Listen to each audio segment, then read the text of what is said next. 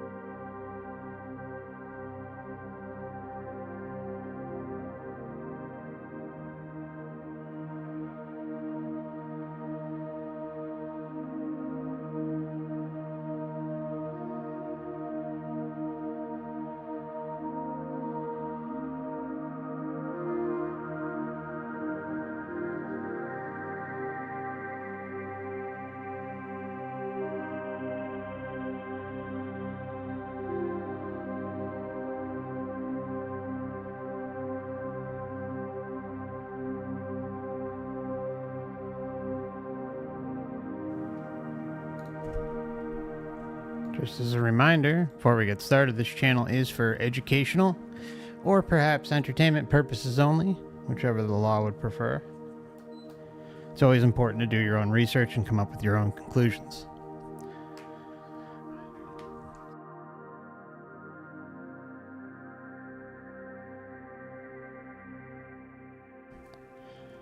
Hello everybody, how y'all doing out there?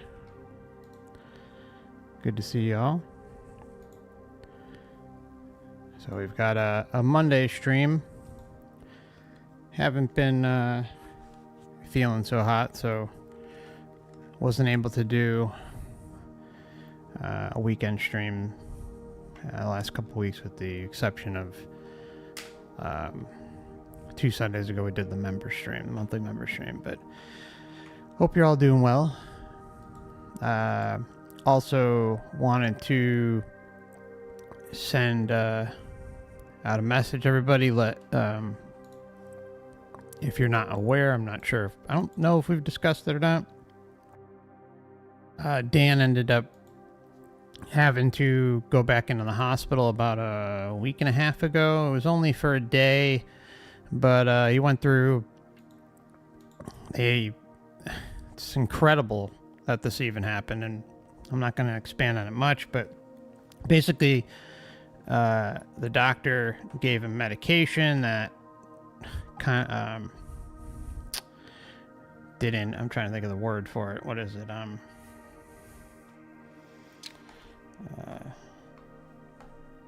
Geez, having a mind blank here.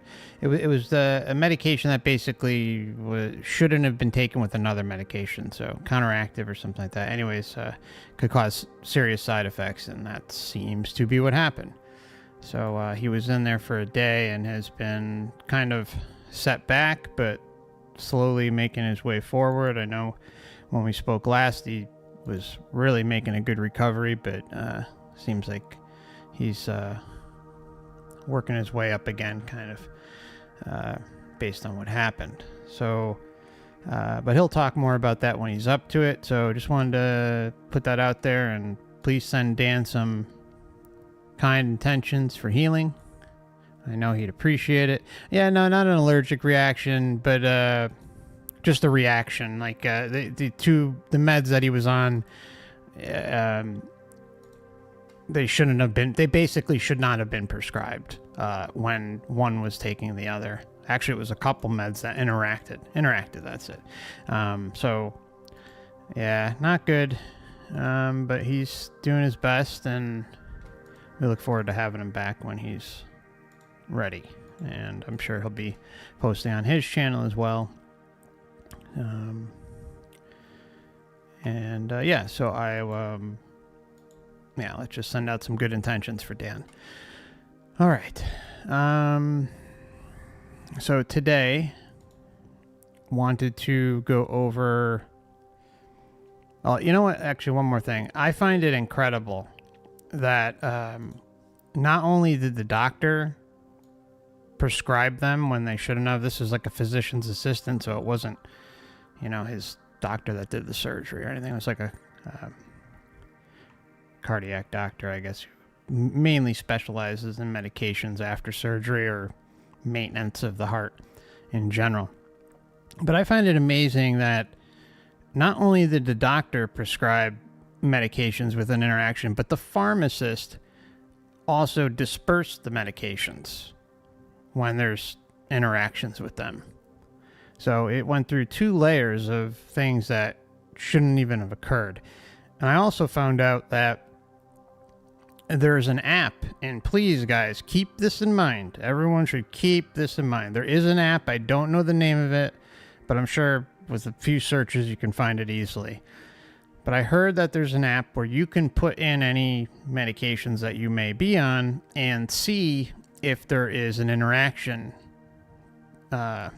negative interaction between them when you add them, so that way you're aware of them. So I find it incredible that something like that exists, yet is somehow overlooked by 2 professionals that are supposed to be looking out for his health. So really just pisses me off that it even happened, and I know it's got Dan and his family enraged too. So it is what it is. Yeah, Matrix screwing it down. Yep. All right. So, anyways, let's move on to the topic of the evening. We're going to be going over 17 cases of the love bomb deception and near-death experiences. This is volume 4. I will try to put up links in the description of each streaming site and get those to you, but they probably won't be up for at least 24 hours along with the timestamps as well. So if you're watching the replay, you may want to check back for when those are posted.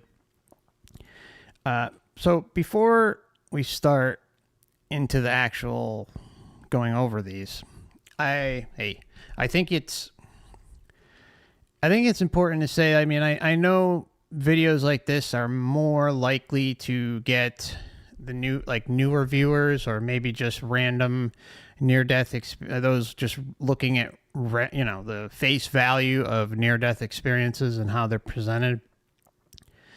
All I ask is take a look at the description I put in there.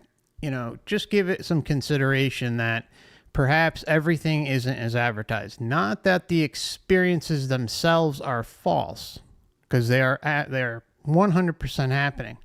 But what is the reasoning for those things happening?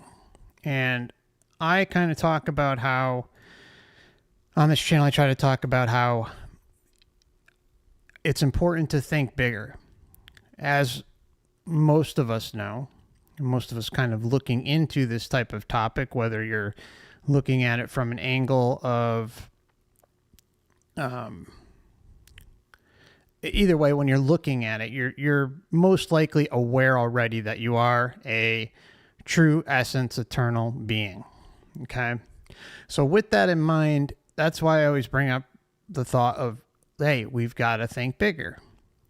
We don't know what we've done, where we've been, other areas of the multiverse, for lack of a better term, that we've explored. We have no clue because we've been memory wiped. We come here and reincarnate here lifetime after lifetime under the veil of forgetfulness. not knowing where we came from, why we are here, or where we are going. And everything is constructed in a way to stomp on our sovereignty.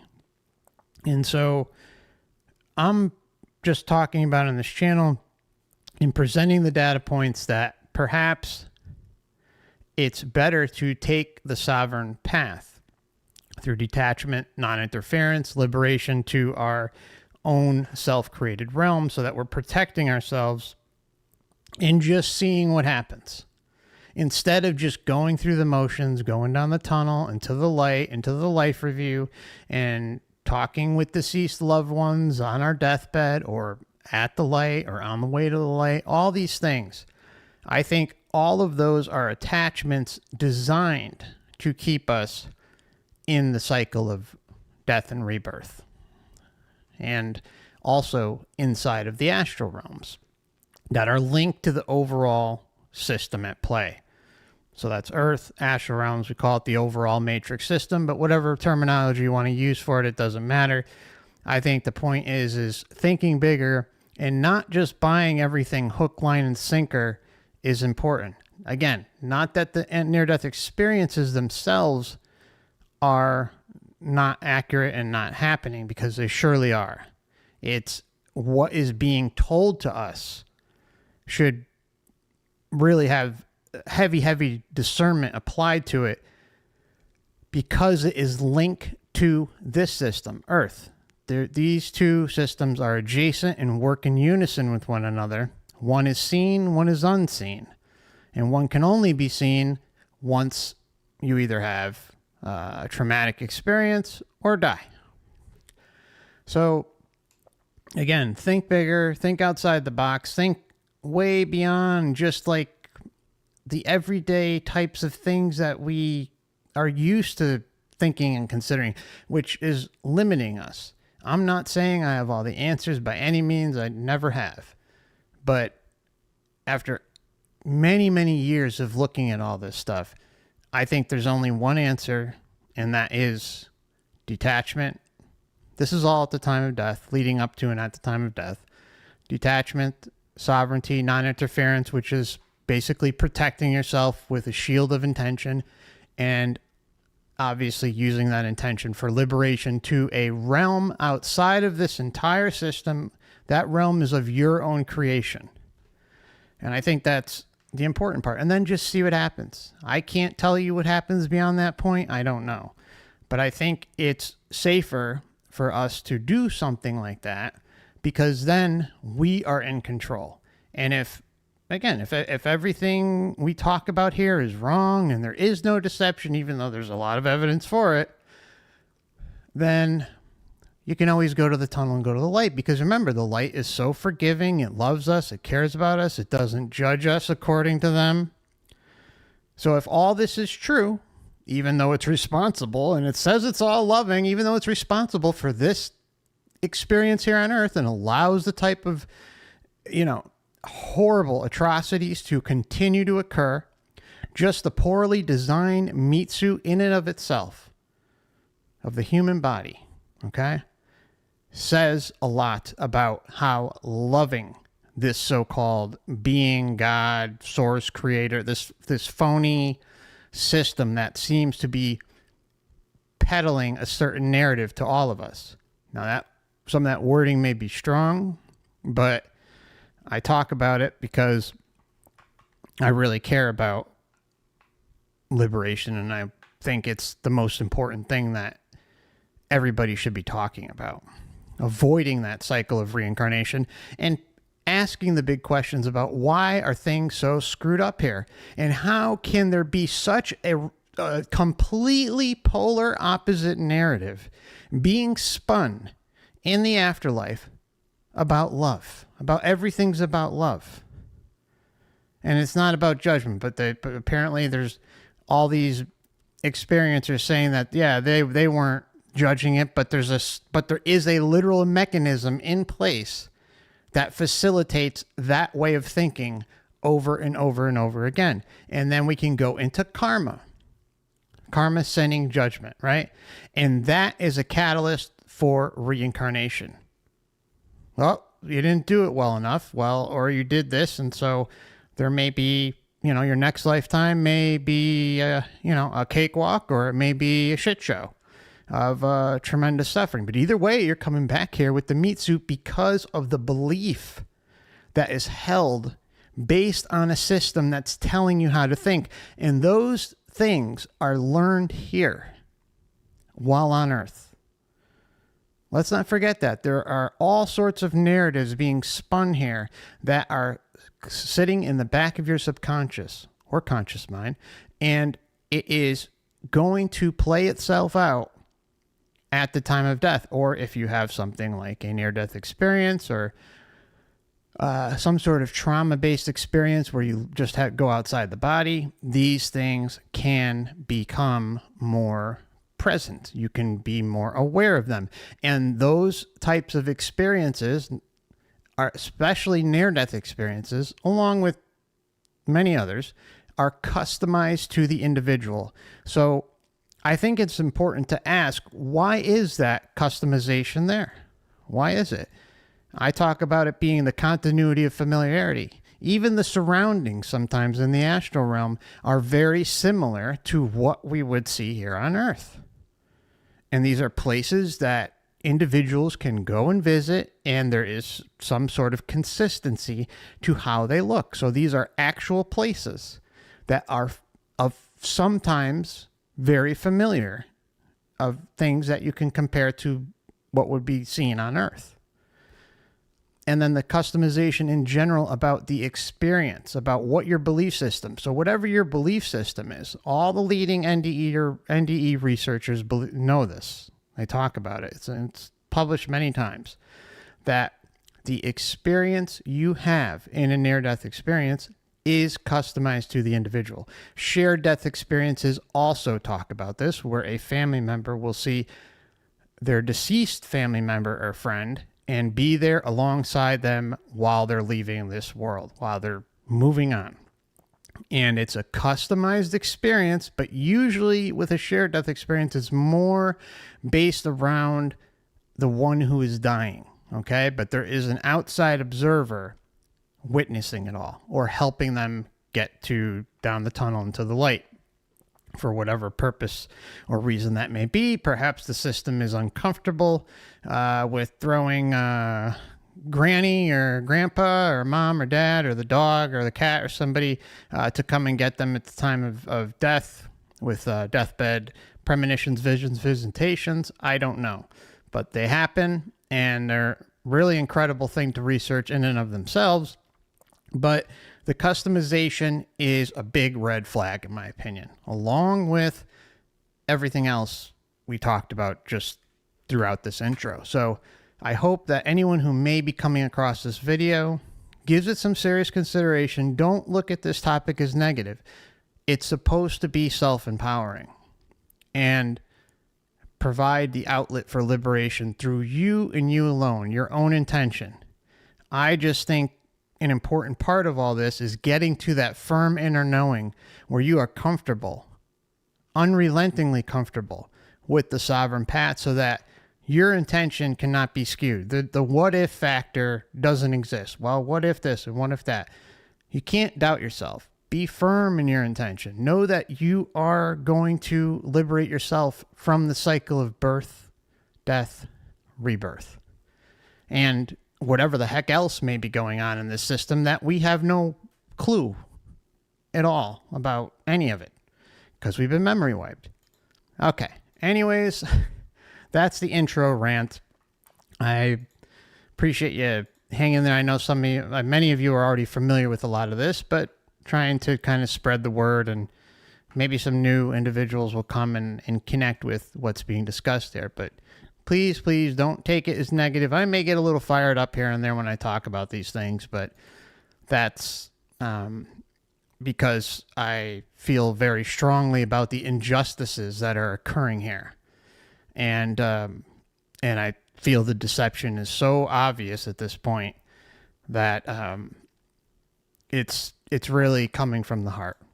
Okay, so thank you for listening to my intro rant, and I look forward to spending the next hour, a couple hours with you, Okay, so let's get into this. Just bear with me one moment.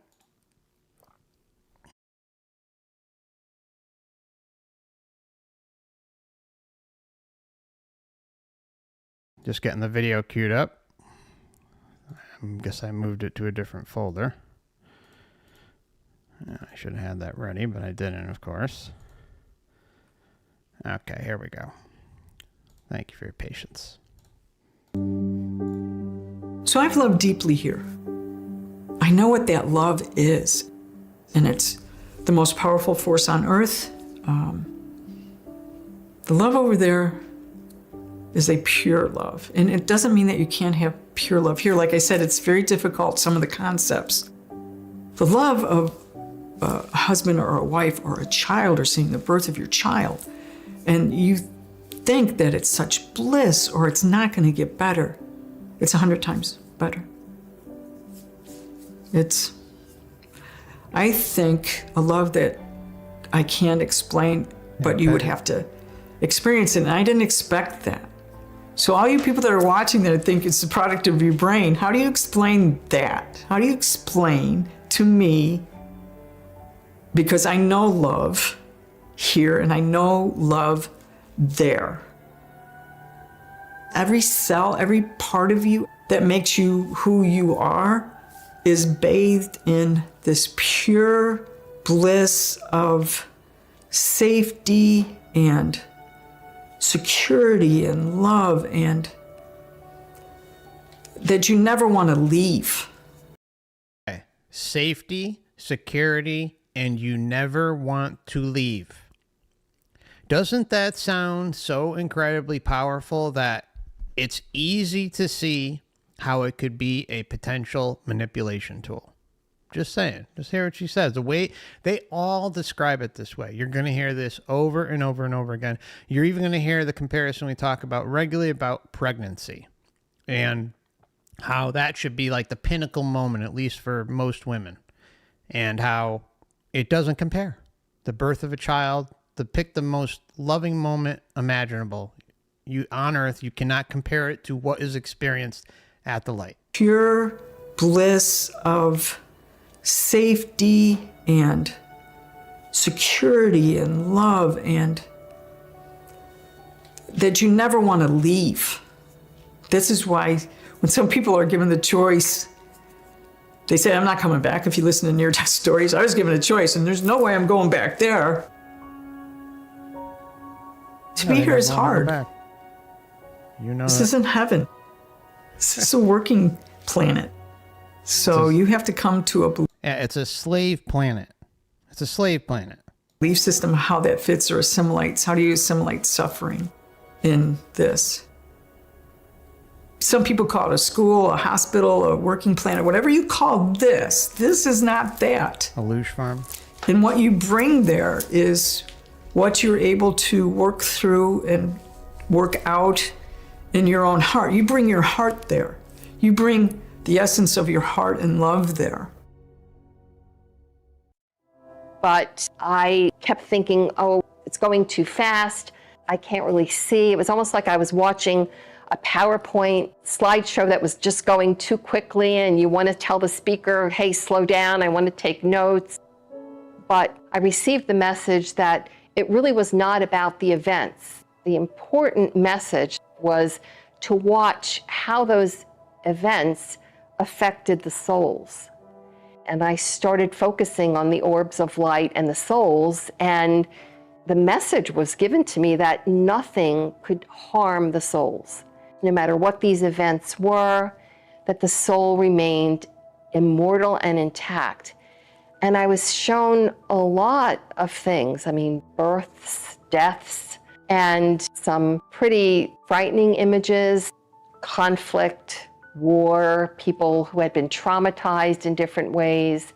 And that's the beauty of Earth. Again, I focused on watching the light, and I was told repeatedly, you see, none of these things can affect the soul. This is okay. This is, I mean, it's so crazy how often we hear that type of narrative too. Like, not like necessarily the connection, but like how, oh, none of this can be affected, and like life on Earth like is really meaningless after this. Yeah, but you've experienced it. It doesn't take away from the parasitical nature that is instilled with this place. Now, again, it's not that it's all bad. I think love is the best thing this place has going for it. But clearly, the human experience is set up in a certain way that is pretty shady. All right. Just the design of the meat suit, how we are so easily programmed and brainwashed. Remember, whoever is talking about everything is all about love is responsible for how easily programmed we are, how easy we are able to fight with one another, and how easy we can be tricked and pin ourselves against our neighbors, our friends, our family. I mean, it's go to war, steal land from the indigenous tribes or anybody, right? There's so many endless examples about how poorly designed the human body is. I don't know, I'm kind of ranting, I'm sorry. Let's just continue. You see, none of these things can affect the soul. This is who you are. And nothing that's happened to you in your own life can really affect this, except for one thing. I thought, well, what is that? What is that one thing? And then I was shown slower images of events from both my life and from the life of the other orbs in the matrix. And the commonality of these events were all events where people had shown love or tremendous compassion to people who were suffering. They had helped somebody, smiled at somebody in a grocery store, simple events, or helped somebody through a tremendous illness, or shown compassion. And when those events were shown to me, and they were very clear that they were events of love and compassion, the lights became intensely brighter. Their vibration became quicker. It's the only way I can describe it. It was kind of a vibration of energy and light that became so intensely bright. And the message that I received was, you see, this is who we are. This is who we were created to be. Yes, but who we were created to be within this matrix system. Again, go back to the beginning of what we were talking about in the intro. Thinking bigger, thinking beyond this. There has got to be more, much more that we can experience that isn't so parasitical and involving the endless loops of reincarnation. There has to be. There is. There's no doubt in my mind there is. I don't know exactly what it is. I don't know exactly how deep it all goes, but I think it goes pretty damn deep. Just based on some of my travels inside the astral and just being aware of what we're capable of doing and exploring. And, I'm not some expert astral traveler or lucid dreamer by any means, but I've had my fair share of experiences outside the body, and there is no doubt that it is massive, absolutely massive. So if that is an indication, and I'm pretty damn sure it is, if it's an indication of what is possible, that means that thinking bigger beyond all of the programmed experiences learned here and carried over into the astral, that means there should be a lot to look forward to. That is not on the same level of what this place is representing and what's happening here. We are loving beings. Love and compassion is what makes us. This is where we came from. This is where we're going to return to.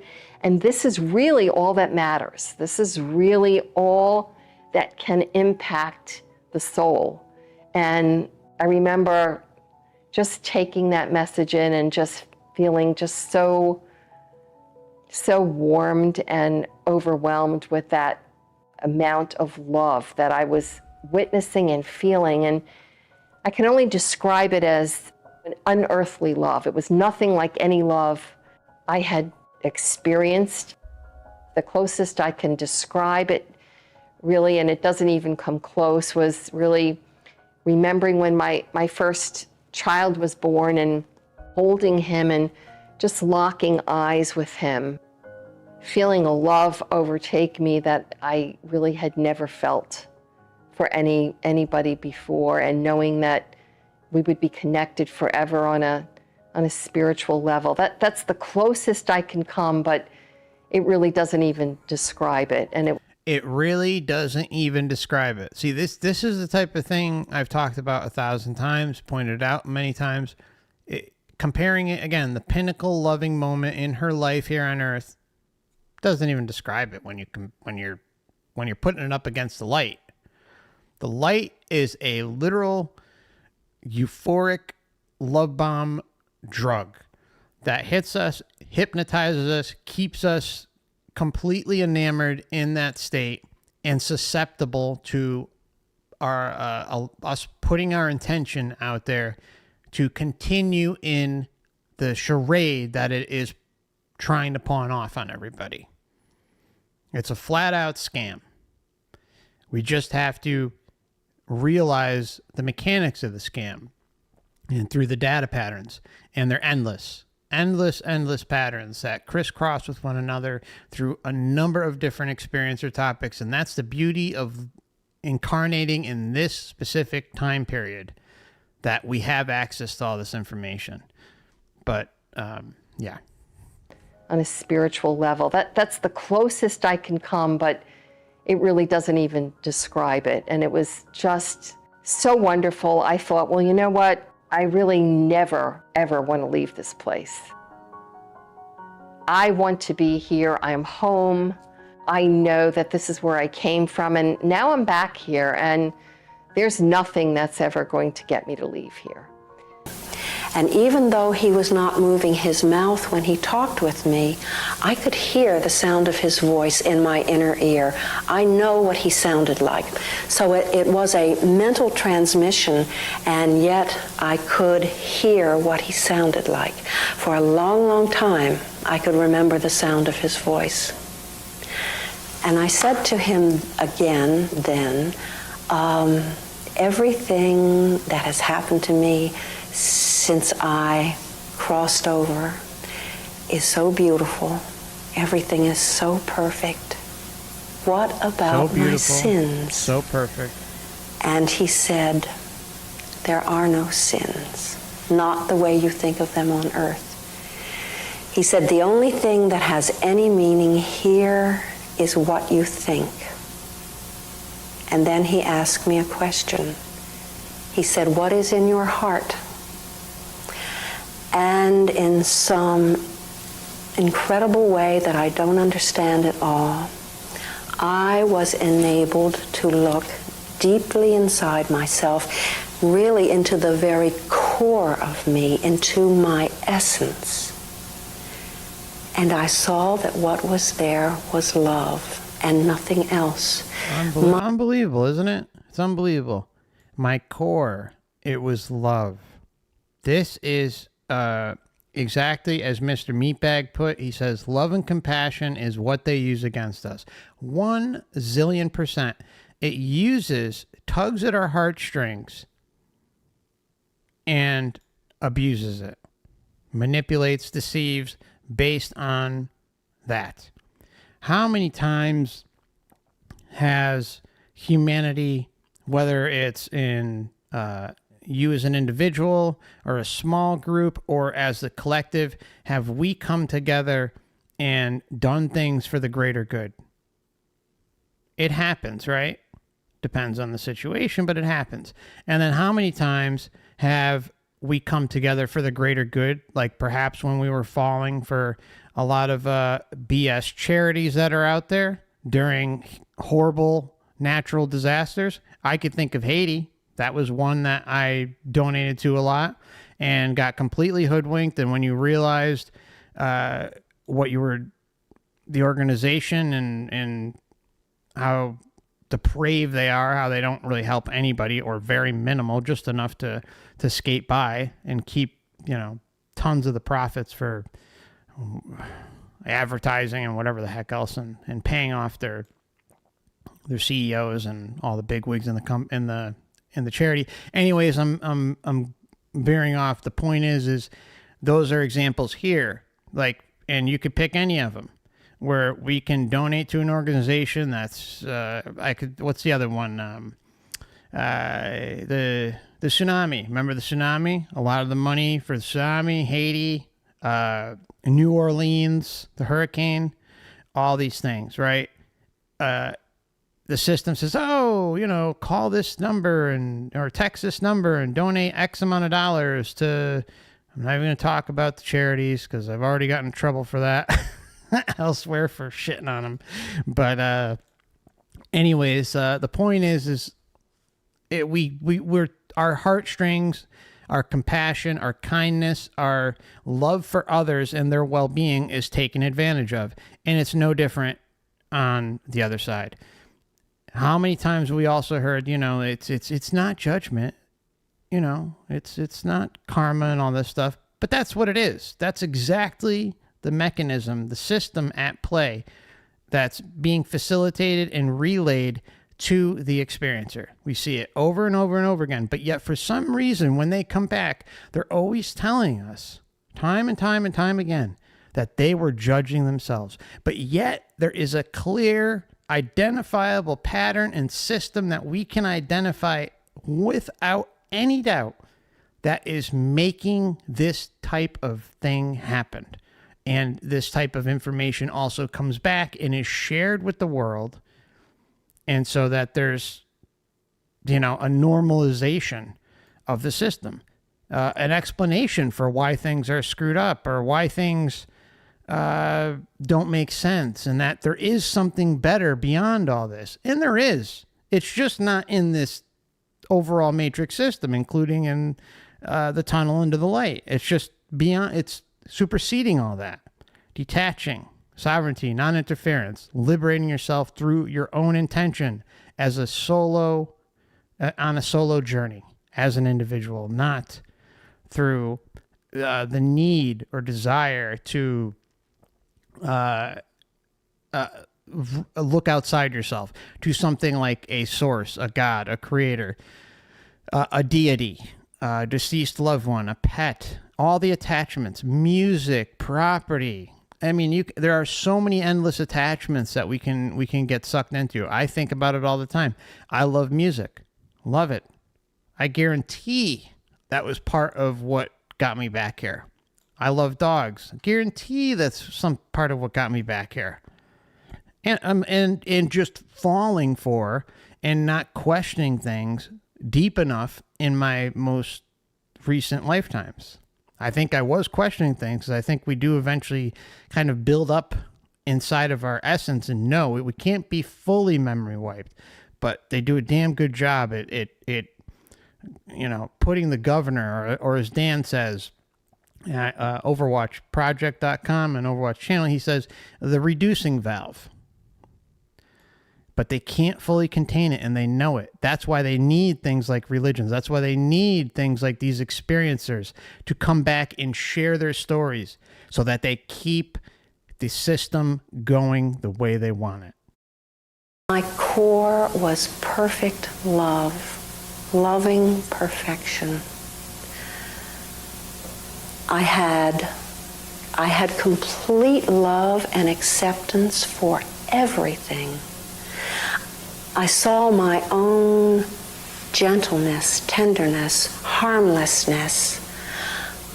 I simply was perfect and loving. And I said to him, of course. And I had the feeling that I was connecting with knowledge that I had known before. And I wondered, how on earth did I ever forget anything that important? My mic is muted. How on earth did I ever forget something that important? She says it. I ask myself these questions. How am I forgetting certain things? Even when you go outside the body, you do have these profound realizations, these strong inner knowings about certain things.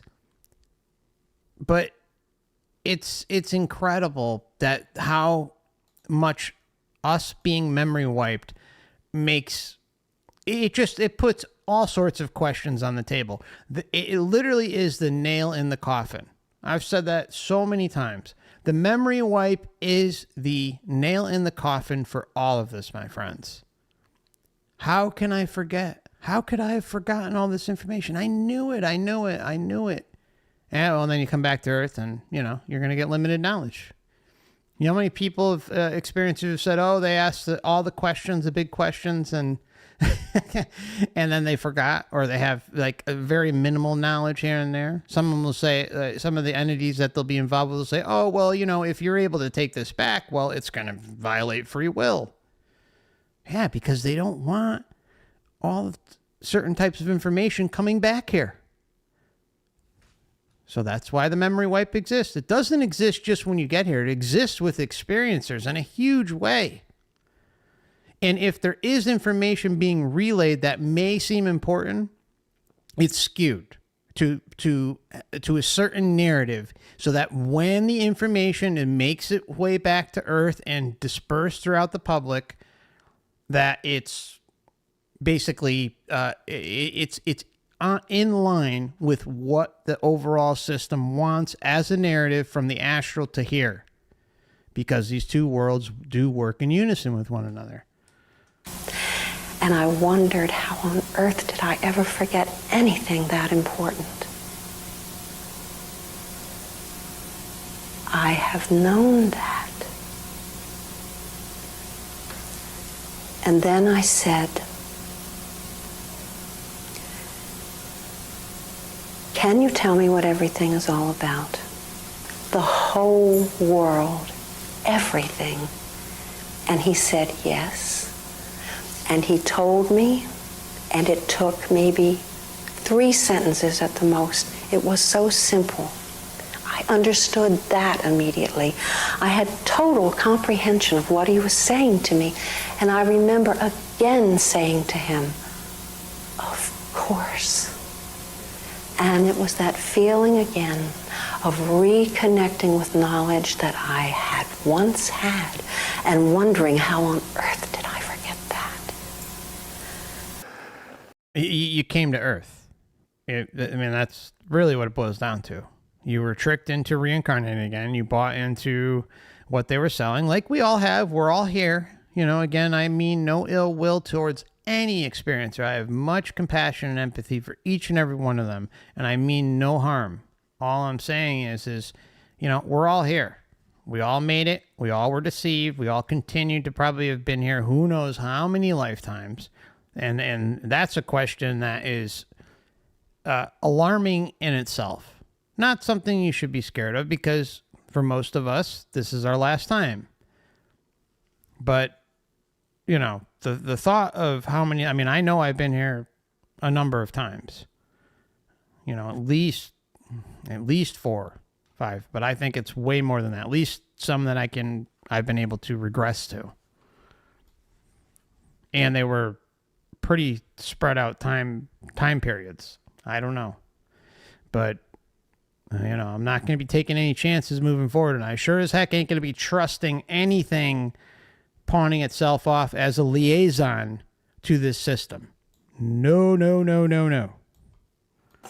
And the answer I got back from this being, first of all, this being is next to me. I'm feeling, I'm going to say him, watch these things with me and experience these things with me. And I'm feeling really pretty small at that point. And the communication I get back from him through this tidal wave of love, and it's totally, it's what's the word I'm looking for? It's total acceptance and no judgment whatsoever. And the communication that comes through is everything happened the way it was supposed to, and it's okay. So I thought, wow. And so all of these other questions about what had happened in my life, or other questions that I'd had in my life that I'd never been able to answer, all of these questions, all of a sudden, popping off like 1,000 flashbulbs. Question, question, question. And as soon as I'd asked them, they were answered entirely and satisfactorily. And the way that I felt when I got those answers were, oh yeah, oh yeah, oh yeah, oh yeah. All of that makes perfect sense now. So, and as I was experiencing, as I'm enveloped in this love, there's no way to describe the power of it. And I'm feeling the experience of it, and I'm feeling the presence of what I'll call God. And it's total love. It's this amazing power. My sense was it was the power that created us, that created the universe, that created everything. No. See, I disagree. I don't think, look, a big question comes up, and I'm not, and this is something we've heard through many experiences before. It's not new. That they meet with the big Pumbaa, right? The chief matrix enforcement officer, or whatever you want to call it, which is pawning itself off as God, source, creator, deities, yada yada yada, right? Okay, you pick it. It's customized to you and your belief system based on what you've learned while here, and it transfers over to the other side. Anyways, it's so incredible that, again, like, thinking outside the box, right? Thinking bigger. This goes back to, again, what we were talking about at the beginning, thinking bigger. I know I'm repeating myself, but what if that's not the case? I think there's a huge case to be made that whatever is pawning itself off as this God, source, creator is in fact not. It's just some sort of being or beings on a power trip that has designed a very well intricate system of deception that, I mean, if you have something like memory wipe abilities and you're able to fool individual after individual through attachments and intention, tricking them. See, it's not that they're hijacking our free will. It's not that what they're doing is they're manipulating and deceiving us into believing a certain thing about our existence and its relation to being here. And that carries over into the astral, into the afterlife, right? And in turn, we stay in this cycle because we believe it. Our intention is being put forth in believing this narrative. So in turn, we end up in this cycle and being memory wiped and memory wiped. It's a genius plan. I hate to give whatever the heck is in charge of this or whatever beings are in charge of this, but they have thought it out very, very well to the point where they can deceive eternal essence beings who have creator being abilities, all of us, we all have that, and manipulate us into believing something so much, or at least craving some sort of connection or attachment, like friends, like family, like music, like pets, or certain lifestyles, like being rich or having a 40-acre plot of land, or whatever. You pick it, a nice car, whatever the case may be. All of these things, religions, believing in certain religions and deities and gods, all these things. There are so many different gods. One video I'd suggest everyone check out, actually two videos. I'm sorry, I know I'm ranting, but one video I suggest checking out is the unsub special that I put out, called The God Deception. Unsub special, The God Deception, I think is the name of the video. I'll try and find it. But either way, if you just search in my channels on whatever platform you're on, you'll find it. The other one is early childhood development and how that plays a big role. How we are, like, our brains are our interactions with when we get here from birth to age 6 or 7, right around there, we are literal sponges for our surroundings. So what's happening is the indoctrination is generational, and it keeps passing down. And if there is a system behind those generations that is based in stomping on your sovereignty and getting you to believe in certain narratives to the point where it's ingrained in your heads, ingrained in your parents' head, your great-grandparents, and on and on and on and on and on, right? It's so easy to achieve the end result, which is to keep you coming back, to keep feeding off of your energy, your creator being abilities. It's so easy to see how this is all set up. But the information is like in all different areas, but it's so easy to see once you kind of get the big picture and look at it through the lens of one big fat deception, because it's so in your face. And trust me, it took me a long time to share this. I know I'm ranting, but it took me a long time to really share this stuff because I didn't want to believe it. I spent years and years and years looking at all sorts of different types of experiencer cases, and especially a lot of NDEs. And I wanted to believe the narrative that they were pushing. It gave me comfort. But then when you really start to think about it and piece all the other things together and just common sense things, it makes sense that it's rooted in deception. Anyways, let's move on. I don't know. I hope anyone who's new or otherwise on the fence gives this topic the time of day that it deserves, and careful with the information that you consume out there too. I talk regularly about other sources I recommend for information is Wayne Bush at trickedbythelight.com, and then Dan at OverWatchProject.com. So check those both out, and they both have channels as well. Links are available on both sites.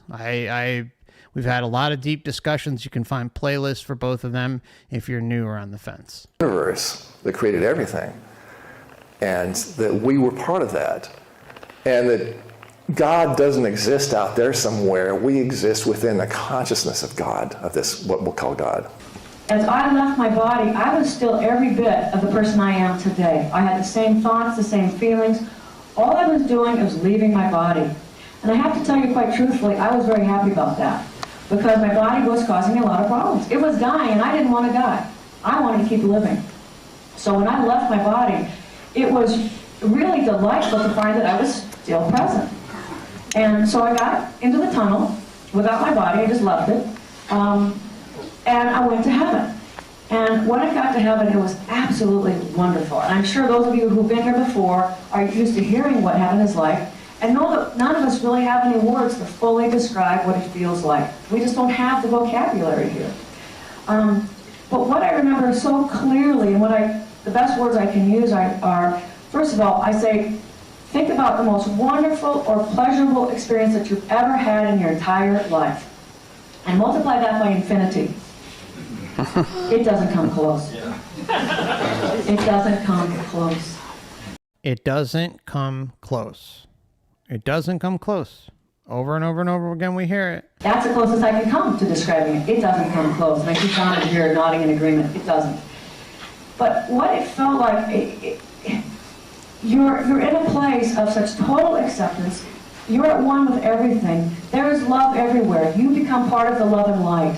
So it goes through you, and you start emanating. You are totally part of that. You are in complete, everything is tranquil, everything is peaceful. There's no judgment anywhere. You are just part of the love and light. It was the most wonderful experience I've ever had in my entire life. And I never wanted to leave. I was shown a couple of things that I want to talk about while I was there. And one of the things that was fascinating to me is that I was shown a picture of the Earth way far away. And I was shown millions and millions and millions of tiny silver cords. And I was made to understand that everything is connected to everything else, and that nothing happens by chance. Absolutely nothing happens by chance. And that was fascinating to me, absolutely fascinating. And the other thing that I came to understand is that it's all about love and relationships. That's why we're here. That every opportunity we have in the It's all about love and relationships, which is attachments. Like, it's all the attachments. The idea of attachments in general is not new. It's not a new concept.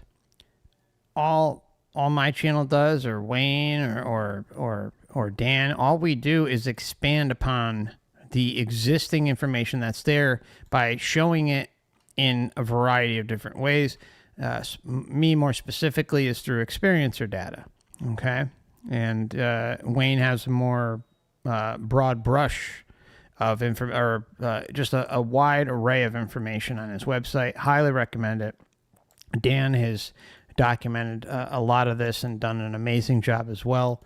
And so it's really important to put out there that the system has had religions in place like Hinduism, Buddhism, Gnosticism. All these things are leading you right to the edge of truth in a big, big way. But what it does is it caps you off at the knees before you find the true answer, which is that this is an individual journey, and that not falling for the illusions that this place sells you at the time of natural death, asserting your sovereignty, asserting non-interference, and liberation as your intention, that's the hidden part in all of this. Because it seems everything is based around knocking us down a peg and making us not realize that we're in control. So I know I've repeated myself a few times, but it's really important that, like, she's bringing up attachments and love and all that stuff. And that's all great while we're here, right? If they're healthy, fruitful, productive, enjoyable relationships. But at the same time, that doesn't mean when you're approaching your deathbed that, you're going to be worried about talking to grandma, grandpa, the dog, the cat, or your parents, or whoever may be coming to try and get you and say, hey, I'm going to be here when you die, and I'm going to take you down to the tunnel. Come with me. That's a whole nother area that, like, I talk about, like deathbed, premonitions, visions, visitations. It's insanely common how often these visitations happen. These beings that are supposedly our loved ones are appearing and telling us what we need to do, and that they will be there when our time comes to take us to where we need to go. See, I mean, but what if you don't interact? What if you say, no, I'm not going with you. Screw you. I'm going my own way. I'm doing my own thing. I'm not going to go down the tunnel. I'm not going to go to the light. I'm going to assert my intention in my way, and that's it. And see what happens. That's it. It's so simple. Because when you go outside the body, you do realize that you're able to assert your intention and instantly change the situation that you're in. Whether it's a realm that you're in, you can instantly switch realms or create your own. You can instantly get negative entities or stop interacting, whether it's good or bad entities, and poof them out of existence with pure intention instantaneously. Instant. That shows the level of power that we have. And it shows that they keep putting up illusions in an effort to keep us in the belief system that all of this is on the up and up. It's all about love and relationships. That's why we're here. That every opportunity we have in this lifetime, every breath we take, every move we make, is all about, it's another opportunity for love and relationships. Nothing else matters. It doesn't matter what job you have, what car you have, what house, what you do, what church you go to. None of that matters. Those are all just vehicles for love and relationships. That's all that's important. You know, when we have these experiences, people go try to explain it, and you explain it, and then the person explaining it, the person who's had the experience, I don't know, for me, I always felt like it fell short. It's like, no, that's not really, I mean, that's kind of what happened, but, you know, to explain how you feel, to explain unconditional love. I remember as a young kid, did not even know the vocabulary, but I remember saying, people on earth don't know about unconditional love. People on earth know about love with lots of conditions. I love you if you do this, I love you if you do this, I love you if you look like this or dress like this or treat me like this. We have moments of knowing unconditional love.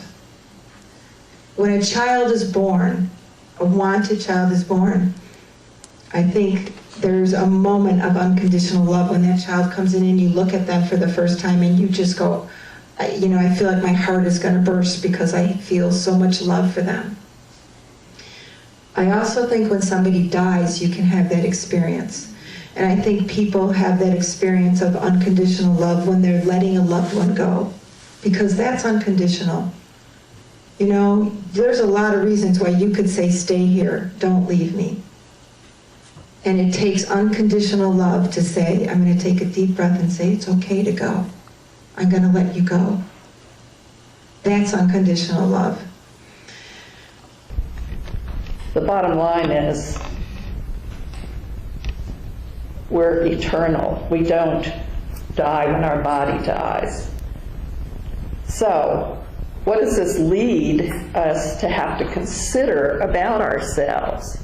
If we're eternal souls, well, we hear we're created in the image and likeness of God, but what does that mean?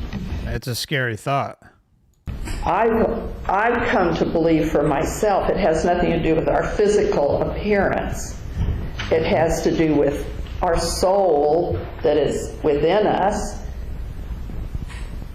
and the love that we are. God is love, and I believe that we are created as love as well. I was one with every blade of grass as it moved, one with the tree and the light that it... Okay, I do need to take a quick break, and we will be right back. I appreciate you all, and we will continue this shortly. Be right back in about 5 minutes. Feel free to take a stretch break, grab some water, do what you got to do, and we'll be back shortly. Thank you.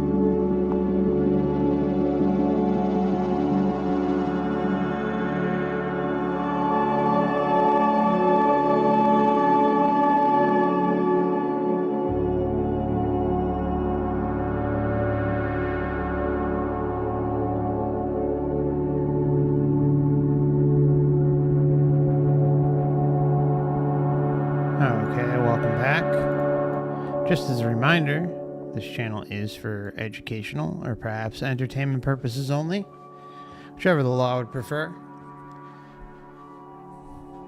And also wanted to let y'all know that you can find the channel, the main channel, on YouTube, Odyssey, and Rumble. I think it's good to have a backup platform. So I know many watch on YouTube, but there's also Odyssey and Rumble. Please consider using the links in the description tab if you don't have an account and you're interested in signing up. Both platforms are completely free to sign up for. And by using the referral link, it does help spread the word of the channel a little bit more. And also, I have an Instagram, a Twitter, where I post notifications, and a Facebook, where I post only notifications about upcoming live streams, maybe the occasional meme. So if you're interested in getting notifications and you're on those platforms, please, again, check the description. And I also do have memberships available where we have a monthly member live stream. There's a backlog, an archive of past streams where they're topic specific, and that is available on YouTube and Odyssey currently. Maybe coming to Rumble soon. And your support's always appreciated but never expected. I'll never share... I'll never withhold information. I'll never withhold information in exchange for money. And so anything that's of importance will always be free and publicly available. And there's also a Stripe link, as well as Stream Elements and Streamlabs if you're interested in supporting the channel elsewhere. And then there's Odyssey, Hyper Chats, YouTube, Super Chats, all that stuff. So appreciate anyone who supports the channel, but it's never expected. I know these are rough times for all of us, so appreciate y'all being here and even hitting the like button and sharing this content so that it can get into more feeds. Does help more than most know. It's all about getting the attention of the algorithm, right? I guess. At least that's what I'm told. Who knows? Okay. All right. So we're going to get right back into this, going into the next case. And, I'm sorry. I wanted to thank Caroline D and Christina for joining the Last Timers Club. Caroline upgraded and Christina just joined. Appreciate you both. Thank you so much. And anyone else who may have recently became a member or is a longtime member. Appreciate you all. Thank you. Believes that we are created as love as well. I was one with every blade of grass as it moved, one with the tree and the light that it was drinking in through its branches, and that light was love itself. Because of that, my new creed is that God is love, right? Those are synonyms. So our task is to become it and to realize we are it. Your spirituality is not determined so much by what you believe as it is by how you love. Breaks down all the walls, doesn't it? And I remember, as I'm walking, thinking, this is just pure love. I just had this unconditional love that emanated from my very being. I can't put it into words exactly how I felt or exactly how to describe this love. I've held three of my children in my arms when they were first born, and you have that. Here we go again. Your heart swells and you just feel so loving, and it's nothing like that. I can only say that doesn't even come close to the unconditional love I felt. It wasn't just light. Doesn't even come close.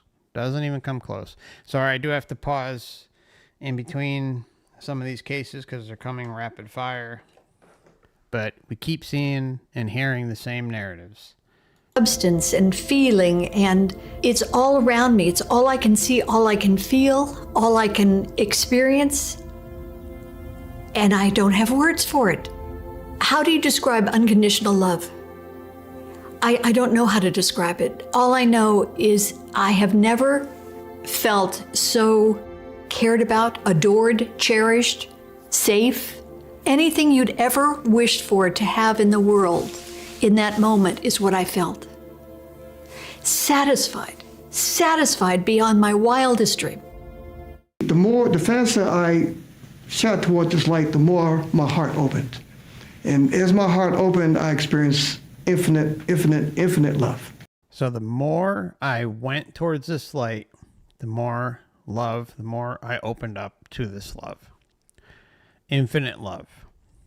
So this is why you gotta, apply your intention today, now, that you're not even gonna be tangoing with the tunnel, but especially the light. And if you find yourself in the tunnel, I've shown examples and cases where individuals have had experiences and stopped in the middle of the tunnel through their intention. So, but if you're in advance putting your intention out there in the here and now, day by day or month by month, or moving forward in your life, once you get that firm inner knowing about what your plan is and how you're going to handle yourself, not just some fly by night, I'm going to turn around from the light in the tunnel. But no. Like, I think our intention, again, needs to be firm, unrelenting, like nonstop. It's something that's going to be out there. Doesn't mean you have to dedicate your every day to it. It just means that it's there. It's in the back of your mind, and your intention is out there, and it's clear. It's unrelenting, and there's no turning back from it. So that when the time comes at natural death, that those situations are simply not allowed to even occur, because you've set it up in a way as a creator being through your intention to make sure that it doesn't happen. But if it does, you can still stop it.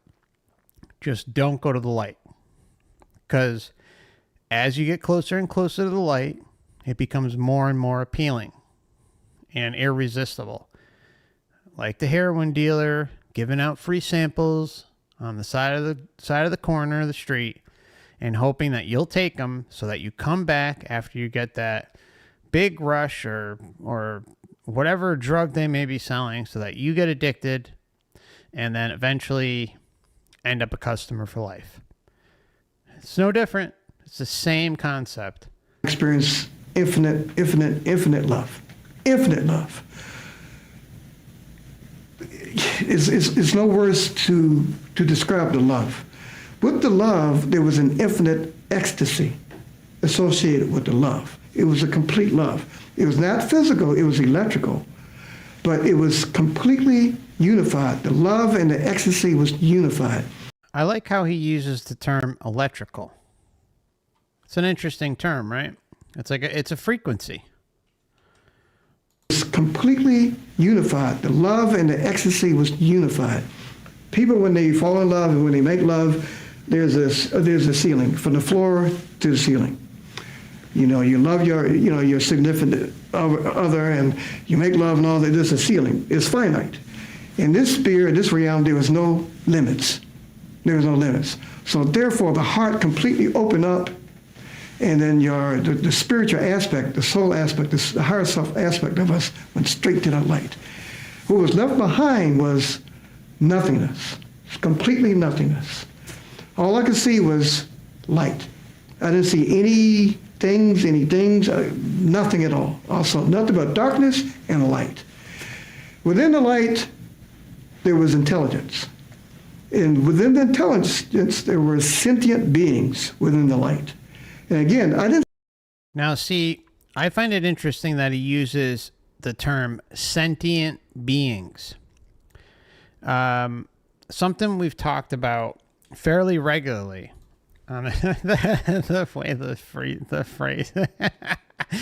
way the video's paused right there. Okay, I'm sorry. I'm going to have to take that off the screen. That's just way too weird. Okay. Anyways, what the heck was my point? Okay, so he says sentient beings, right? Beings, plural. That's the key word. Beings. I've talked about before, this is just a hunch. I have nothing to back it up, but it's interesting that he's saying this because it kind of furthers my suspicions. Is that I think, again, the hierarchy of the system it's undefinable. I was interviewed a few times about the Soul Trap, and one was late last year. And I was asked, like, who do you think controls this? What's controlling this? And my honest answer is, I don't know. I don't know if it's an individual being or a group of beings or whatever it may be. I think either way, that doesn't matter because it's happening, right? I mean, if there's no way for us to find out definitively, at least while we're here, then to me, it's like a mute question. You could be spinning our wheels, and we could, all sorts of different theories out there about who and what controls this whole thing. What does it matter? It's happening. It has been happening for a long time. So when he says the term beings, something I've talked about is that I suspect that the overall makeup of the light is consistent of many different types of beings. And those beings are emitting energy frequencies of love, how we would interpret love. And it's like a combining force that is like being thrusted upon us or thrusted upon the experiencer. Or when we pass and have passed in previous lifetimes, and it's being boom, boom, boom. It's like hitting us from every which direction because it's a familiar frequency. It's something that we crave, we want, we love, we desire, we appreciate, right? And are, quite frankly, addicted to from a sensory perspective, an attachment perspective. So I think that even if there are multiple beings involved with like the construct of the light, even though it's probably some sort of computer-based program of some kind that is facilitating this, I still think there are true essence beings that are being tricked into thinking that what they are doing is for the greater good, like another being, spiritual evolutions, aka us, or others, right, who go through this experience, and that what they are doing is legitimate and all it's cracked up to be. And so they're involved, not knowing that they're feeding and involved with this system every step of the way. Okay? Now, as far as like the hierarchy goes and what's going on with all that, I don't know. I mean, I suspect there could be one being at the top of the pyramid, so to say. There could be multiple beings at the top of the pyramid that have thought of this construct. It's very well thought out. I find it hard-pressed to think that one singular being has come up with all of this. Maybe it's possible.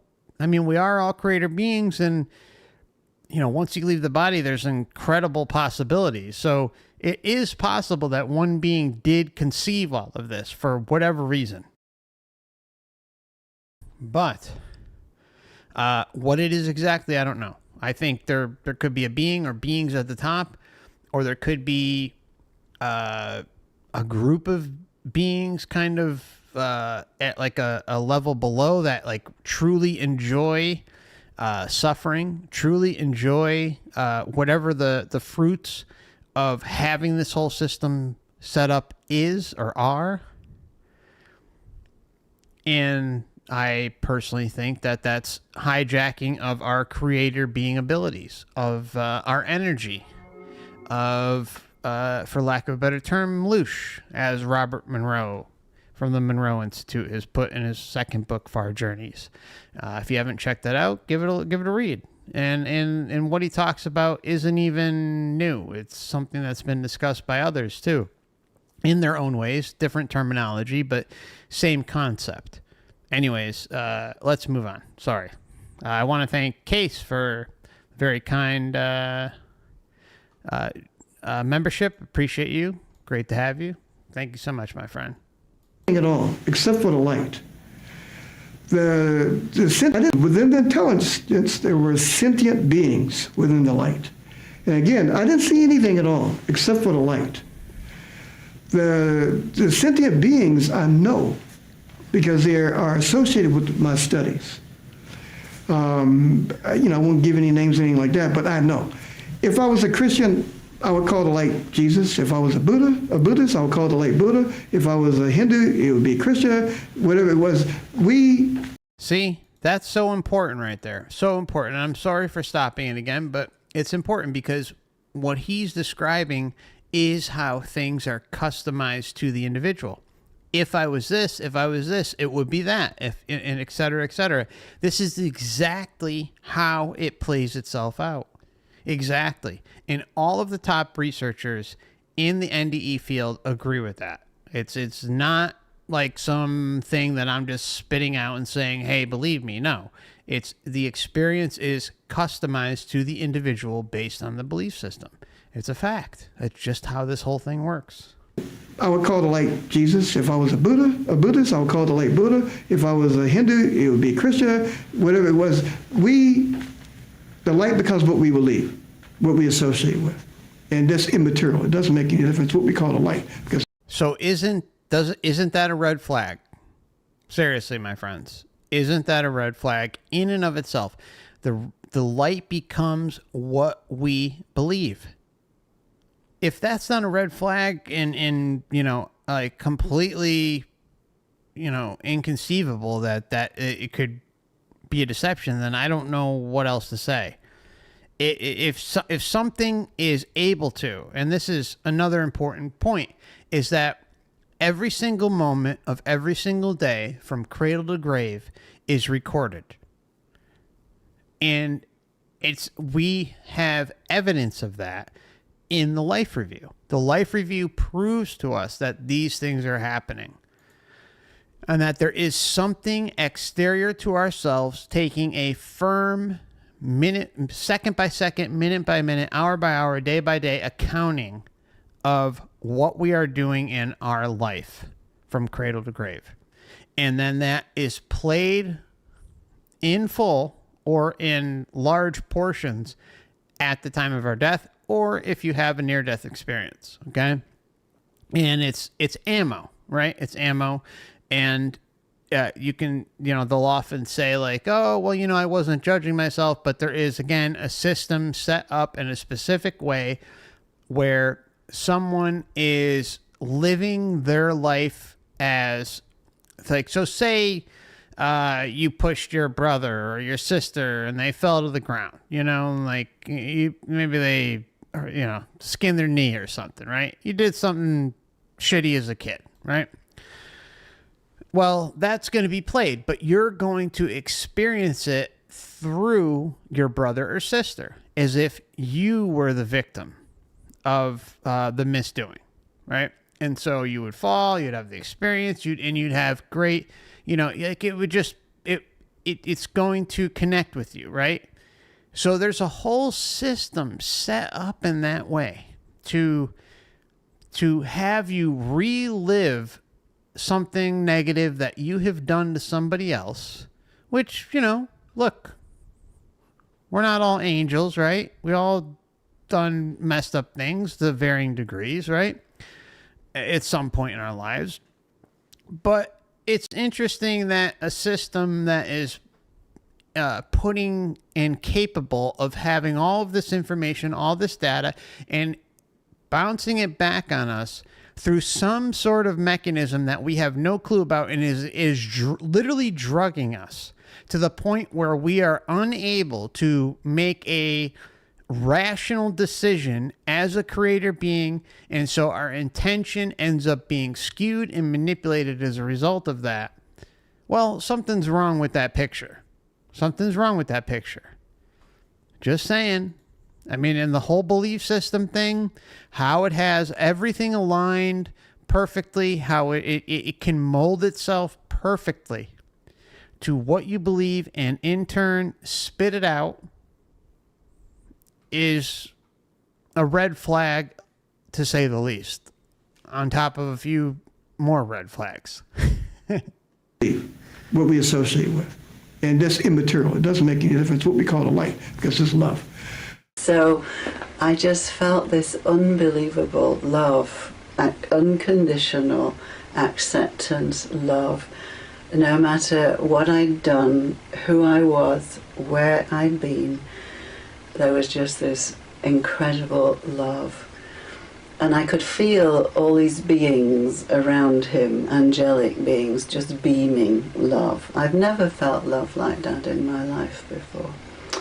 So I got back into my body, and it's as if everything that I had done up until then, my whole life, I was a school teacher, I had a mortgage, I was buying a house, I had a career plan, all of that was utterly meaningless, because all I wanted was to be in this love and to take everybody to have that experience before they die. Because I know that after you die, as long as you can come to a place of peace with the dying process, is that you go immediately into the golden light. People who die in resistance and pain, they have to go first to the healing places and be helped, and then they move on into the light. But if you can leave with acceptance, grace and serenity, then this is where you're going to go.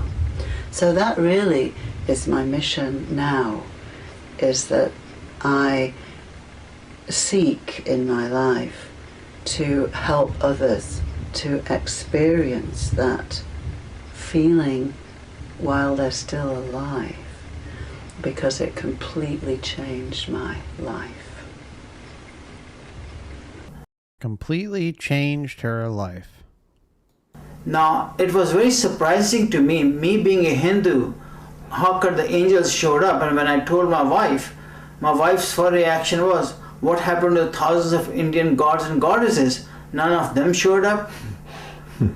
And from there, I was guided by the angels towards a meadow. The meadow was beautiful, with roses of different colors. A clear water stream was flowing, and there was sweet smell to the air. And there was a distant chant which sounded like Om or Ang to be correct, which I later on found was a primordial form of Om. And then as I went higher and higher in the realm, the consciousness became more formless. That's what the angels had told me too, that at the highest level the consciousness is totally formless. And then I found myself in front of a light. The light was like about 1,000 suns blazing at the same time, but it was not hurting the eyes. I felt unconditional love, like I talk about, I could see love, I could hear love, I could touch love, I could taste love, and I could smell love. It was love all around. It's very hard to describe it. The best word I have come to describe it, the word I felt, was the Sanskrit word Shanti, which means cosmic peace, cosmic harmony, and bliss. Yeah, it's interesting how he started off the experience. Like, well, we're the Indian gods, basically. The wife is asking, or whatever it was, right? And so, I don't know. It's to me, I don't know. It's an interesting case. It's an interesting case. Let me just back it up a minute. All around. It's very hard to describe it. The best word I have come to describe it, the word I felt, was the Sanskrit word Shanti, which means cosmic peace, cosmic harmony, and bliss. Cosmic peace, harmony, and bliss. Again, we're literally in the midst of a drug dealer. This is what we're dealing with. The feeling once you cross over is very, very intense. It's like 100 to 1,000 times stronger than the sensation you have when you're in the body, when you're here on Earth. And it's intense. Listen to the percentage that he talks. Is very, very intense. It's like 100 to 1,000 times stronger than the sensation you have when you're in the body, when you're here on Earth. So again, based on what he's saying, based on what many of these other experiencers have said, doesn't that sound like it opens a pathway to being manipulated? That's all I'm saying. It seems very obvious that, you know, it's not something, if what's happening here is a byproduct of something that's external and responsible for what's happening here, then we have a right to question it. We have a right to put its feet to the fire and put it on the stand and question it vigorously. And because it has the ability to memory wipe and keep us all in the dark about what's going on, because it claims to be this almighty being or essence of love, well, then all we have to do is apply our intention as a creator being, eternal creator being, and move past it and stop buying into the attachments that it is trying to sell us. And so the first thing I feel is then love. Like I really feel this intense, all overpowering sensation of love. And I, at the same time, I understand that this love, this energy, whatever I'm in, that is the truth, that is what the universe is made of. That is the truth of existence. And I realize that. So that's his feeling. It's facts. It's the facts of existence. It's the truth. What the universe is made of, that is the truth of existence. And I realize that is what people call God, or whatever we want to call it. You know, I realized this is the truth. And once I realized that, oh, wow, this is the truth, then I remember thinking to myself that, oh my God, I didn't know. I didn't know that love was the truth. I was an atheist before, and maybe sometimes I've been selfish and so forth, but I never realized that there's actually a truth in the universe, and that truth is love. So as soon as I said that, oh my God, I didn't know, I fell into, I don't know how it happened, because I felt guilty, or because maybe I've heard some theories that maybe I'd been separated from that love. But either way, because I said, oh my God, I didn't know, I fell into a life review. Because it was so much suffering. I suffered so much suffering that I had given away, intentionally and unintentionally. And I judged myself as guilty and shameful. And it was everything that I'd ever done from the moment of my birth, to intend and not intend to hurt. And I conceive, because I'm a Christian minister, I conceive of that as sin now. The pain that I gave to people. And meanwhile, as I was going through this experience of self-judgment, the voice was saying to me, I know you. I've always known you. You are my creature. I made you. I make you. You are my creature. I made you. I make you. You are my creature. Now, Peter here, Peter's got, he does live streams every weekend. I've watched a bunch of his testimonials and lectures and stuff like that. He's made the rounds, no doubt. And becoming a Christian minister, but I've always known you. I've always known you. You are my creature. You are my creature. How creepy is that? Exactly as Mr. Meatbag says. Exactly. It's creepy. It's creepy. I ain't nobody's creature. You're nobody's creature.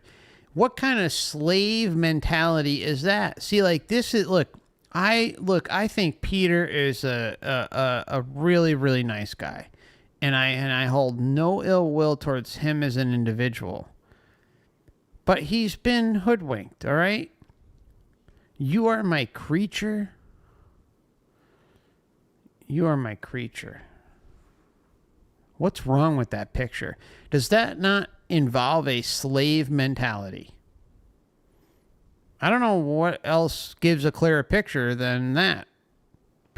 I made you. I make you. I love you as you are. Yeah, because you've created this deceptive situation that Peter and all of us are involved with, and in turn created this amazing, well thought out system that is easily able to deceive us both when we get here and in between. I have always loved you. I loved you into being. I love you with all the pain you caused, and I love you without it. I love all of you. And none of this is a surprise to me. I know this about you already. Does he love when George Bush bombed all the innocent children, men, women, of Afghanistan? Does this so-called God love that? Does God love what's going on right now in the Middle East and everything else going on? Does God forgive those actions of the psychopathic class that runs this shit show and continues to stomp its boot on everyone's face while they're here? And a lot of us are fortunate enough to live in a Western society where we have the modern day conveniences. But don't let that fool you. Americans, at least, and I know Canadians too, are some of the most propagandized individuals in the entire world. All right. North Koreans, there's so many examples of this, right? And yet, this so-called God, this so-called creator, this source, this loving of all loving beings is looking out for you. Come on. Let's just be honest with one another. Let's stop bullshitting and just call it out for what it is. Something's rotten in Denmark, and let's get down to the nitty-gritty and expose it for what it is. Enough is enough. Enough of the cognitive dissonance, enough of the mind-melting brainwashing, and just call out bullshit when you see it. But the thing is when I say bullshit, it has nothing to do with Peter. It has nothing to do with any of the experiencers here talking. They have had a very profound and amazing experience, and it has taken them to something that they could sometimes barely describe in words. But what they have experienced is something, again, profound, amazing, incredible. And they have come back to share their message, courtesy of the Matrix marketing department, to keep the scam going. That's the difference. It has nothing to do with attacking Peter or anyone else as an individual. It has everything to do with attacking the narratives that the system is selling to someone like Peter. That's the difference. I think Peter is an amazing man. I think he's got a good heart. It shows. It shows. Like, if you go to his live streams every Sunday, it shows. He's got a beautiful heart. He's a good man. He's just misguided and doesn't know that he's being a facilitator for a very parasitical system that's deceiving him. That's the difference. That doesn't make him a bad individual. It just makes the source of what is brainwashing him during his NDE the problem. I always loved you. I loved you into being. I love you with all the pain you caused, and I love you without it. I love all of you. And none of this is a surprise to me. I know this about you already. And because I felt shame at my actions, in comparison with the infinity of love, I judged myself guilty, and I was forgiven. Jesus talks about the kernel and the chaff gets burned off in the fire, sort of like that. And then all of the pain was gone, and I was left with only love and beauty and joy and truth and hope and compassion, all one thing. And I got to bring with me into heaven all of the love that I'd ever given away and all of the love that was ever given to me. And that was the treasure of myself. And I said to the voice, "Am I dead?" And the voice said, "Yes, you're dead." And I said, "Well, I can't die now." And the voice said, "Why?" And I said, "Well, because of my sister and my parents. if I take another child from my parents, they will suffer. So God swept me and showed me all of earth.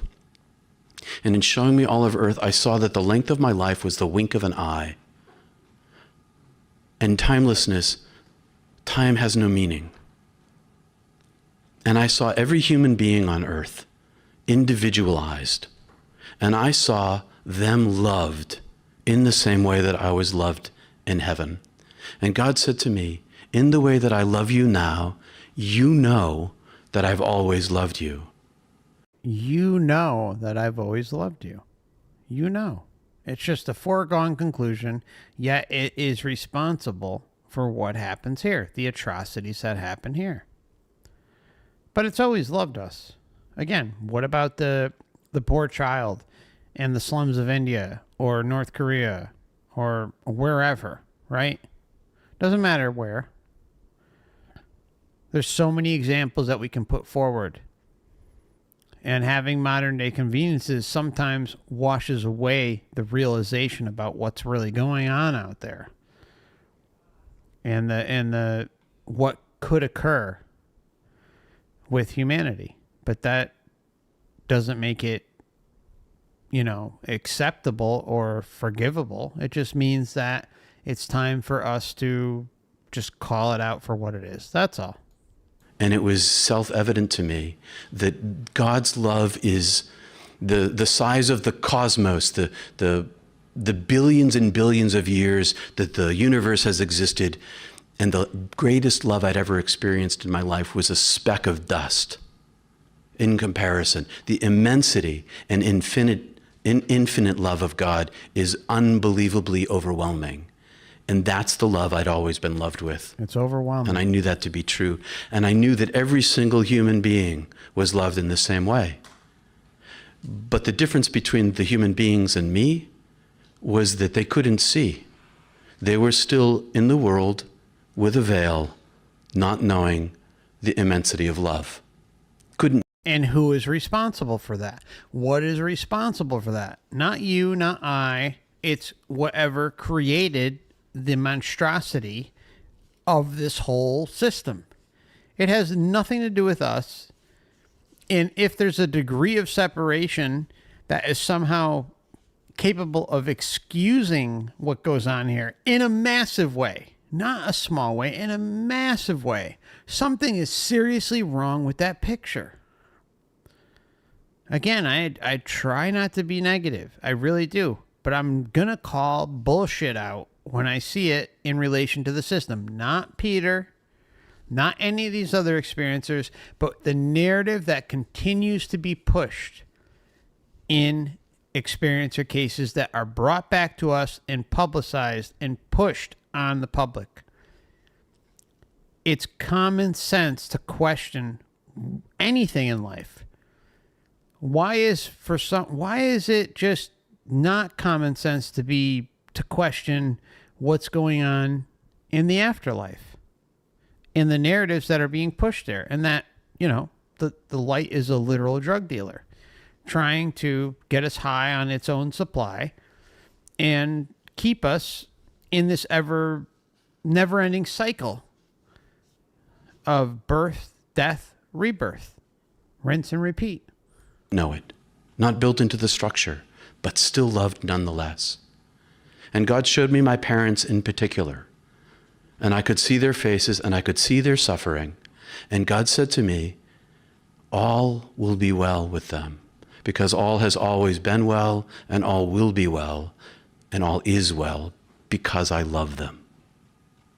And you know this to be true, and I knew it to be true, that in the end my parents would no longer suffer, because in death they would be immersed in the ocean of love. In that moment, her immersed in the ocean of love.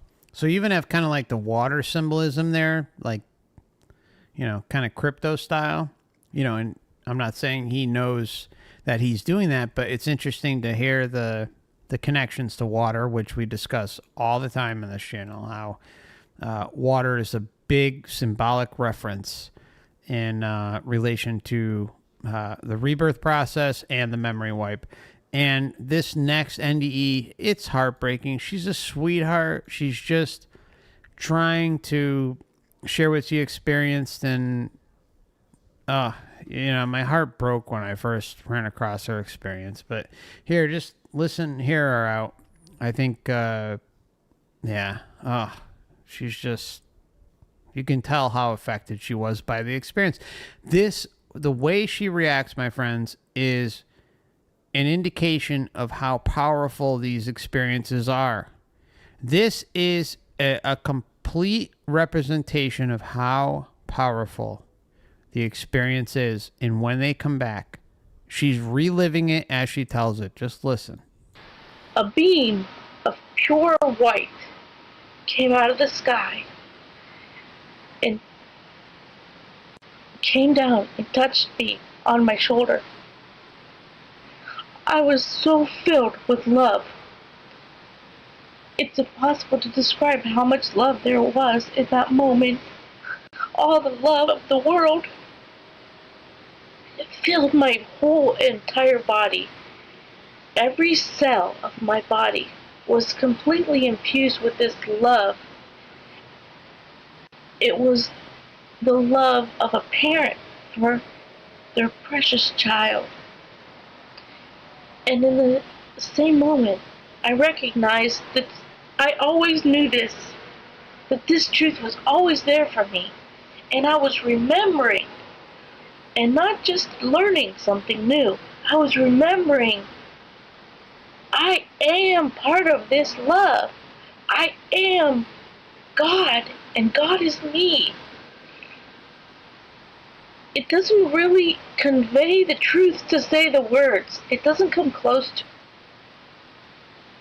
Anyway, as this beam touched me, suddenly I was viewing this scene of the road as I was driving down from 3 different places. I was seeing it from my body, and I was seeing it from the passenger seat. And from the passenger seat, I could see it with my intellect. I was observing clearly the edges of the beam and thinking, that's not light. And it's diffused at the top, and it comes to a point on my shoulder, and it came through the window, and it touched me and had contact. And so I was just like, not really in that. It wasn't until later that I really could process that information, but I was just taking it all in. And then from the back passenger seat, I was just all the love, this emotion. It's an incredible amount of emotion. And then my soul went out of my heart. My soul went up the beam. And as it went up the beam, I felt so connected to all the souls. As I reached the top of the beam, I rippled out in concentric circles. And I became one with every soul on the planet. Okay, so I think this part's interesting because it goes to what I was talking about earlier in a number of previous streams, how I think that there are multiple entities involved with emitting this energy, this perception that, we are one, or that we are this loving, endless perception, I guess you can say. And I think there are multiple, again, entities beaming this kind of perception onto us as an illusion. Just my opinion. I can't say for certain. And then my focus shifted again, and I was all of the entire universe. Complete. The entire universe. So humongous. At the same time. I don't know how, but that I could see the smallest, tiniest particle of what the universe is made out of. It was this massive, uniform field of particle, and at the tiniest level, the tiniest particle, smaller than anything that I know that we can record. It was pure white, pure, and this was sort of a radiant light, and this particle was pure energy. But more than that, this particle that everything in the entire universe is made out of is love, like a tangible love that is the stuff of God. And it just blew me away. It was awesome. The most I mean, that's like, you know, it's really, you know, my heart goes out there. It really does. It's,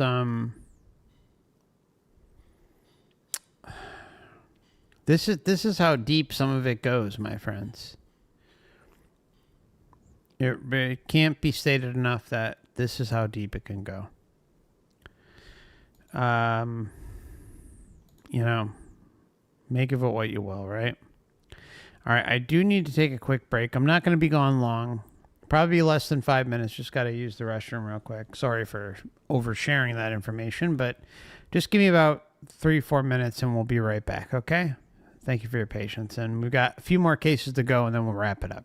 Thank you.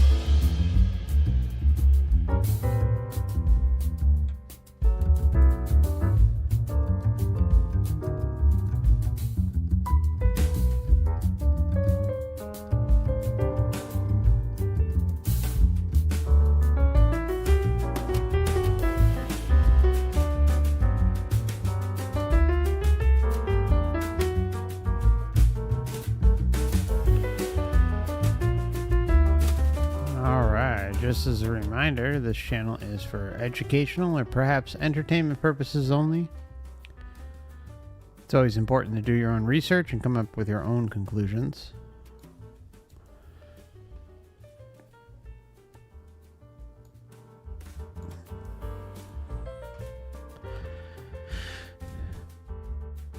For anyone interested, after the stream tonight, I'll be headed on over to the Truth in Gaming site, and you can find that available on YouTube. I also have a Rumble channel for the Truth in Gaming, but we haven't started streaming there yet. So if you are listening on Rumble and interested, feel free to join us there in the future, but tonight we'll be on YouTube. And there's also the Laughing at the Clown World channel, and that will be on Odyssey and Rumble exclusively, not on YouTube. So you can find links to those if you're interested in joining when we start getting those streams up. I got some, it's just kind of like a chill channel for fun, nothing crazy, but if you want to come and laugh at the ridiculousness of the world, maybe we'll see you there. So let's get into these final cases, and I will drop a link to the Truth in Gaming channel. We're going to be doing the Wrath of the Druids in Assassin's Creed Valhalla, and I'm really looking forward. I've kind of held off getting into that part of the game because I think it's going to contain a lot of truth bombs. I hope. So far the game in general has put out a lot of them, but I think the Wrath of the Druids is going to be a big one, and any of you who have maybe done some research in the Tuatha or Tuatha, however you want to pronounce them, Tuatha, some people pronounce them differently. It's an interesting story of the past of Ireland. So maybe I'll see you there, and it'll start after the stream concludes. We'll start maybe about 5 to 10 minutes after. So maybe I'll see you there. Let's continue.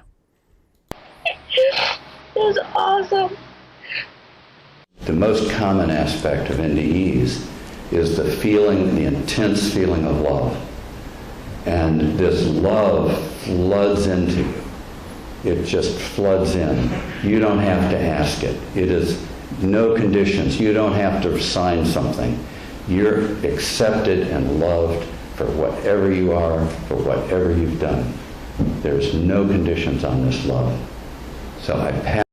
There's no conditions on this love. Isn't that a red flag? I mean, what about those who commit mass genocide? Maybe that's why they do it, right? Because they know they have this information, knowing that it's not going to matter, because they are probably more than likely, can't say it with 100% certainty, but that they are likely agents of the Matrix to continue the atrocities, the suffering being cast down onto humanity. Just a guess. Maybe I'm wrong, but it seems to point in that direction. Just saying. Pass that along to you. If it helps relieve any fear of the other side, take it from me.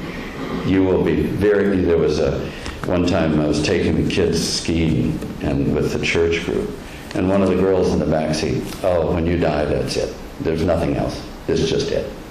And I turned around and I said, boy, are you going to be surprised. So look forward to it. It's really a love that probably the closest love would be mothers for her children, as described in some literature. That's probably the closest you'll feel here on earth for that love. So relax in it, be comfortable in it. The love is on the other side. You will get to heaven regardless of what you've done, regardless of who you are. You will be accepted and you will be loved. And it's a perfect love. In that sense, then what are we doing here? You know, in the past number of years, well, it's been almost 40 years. In the past years, then I feel, well, gosh, if I know that, how does that relate to here? And I started asking the question, why does this 3D time-space need to exist? Good if question. God is all-knowing, all powerful, in control of everything, lacks nothing. Well, what is this about? Why does this need to exist? These are the exact questions that need to be asked. See, we got a deep thinker here, but yet the programming is very strong. And there was a book out, a little book, which I don't think it's published anymore, called U-Mail. Sort of like email.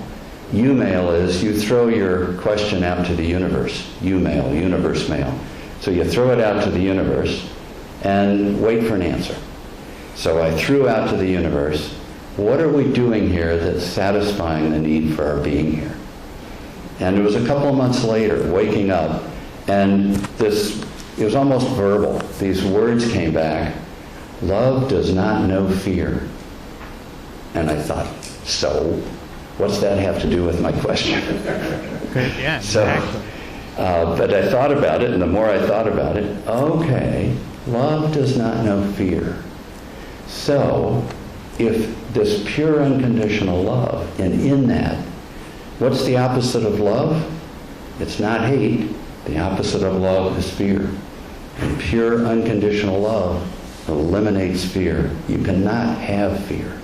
That's why when you're on the other side, the pain is gone and the fear is gone. That's why probably on the other side, if we're signing an agreement to come do something on this side, that's why we're very happy to sign and come. When we get over here, we may forget that. But love does not know fear. And from that... Isn't it interesting how these things are kind of like excused away so easily? I mean, like, he's asking these important questions. This is like a huge moment in NDEs. Some of these we get on occasion, but like and he's trying to relay, like, hey, like, look, I put their feet to the fire. I put God or the source of the creator's feet to the fire, trying to get some answers. And well, and like he just folds. It has nothing to do with him. It has everything to do with the experience that he interpreted and was given in that moment for why he is explaining things away through something like a I don't know. It's like brainwashing through the system. An agreement to come do something on this side. That's why when you're on the other side, the pain is gone and the fear is gone. That's why probably on the other side, if we're signing an agreement to come do something on this side, that's why we're very happy to sign and come. Very happy to sign and come. Like, sign me up. Let's go. Like, give me that memory wipe. Let's continue. And let's keep doing this lifetime after lifetime and look at what's right in front of our face. It's been in front of our face our entire lives, my friends. It's all been there. The questions, the brutality. And this realm has a really good way of kind of minimalizing the atrocities that happen here. That's just the cold, hard truth of it all. When we get over here, we may forget that. But love... When we get here, we may forget that. We may forget that.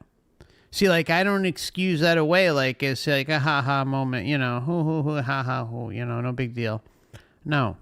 That's like a core component as to how this thing functions, is by having the ability. If I came up to you tomorrow on the street, just imagine this.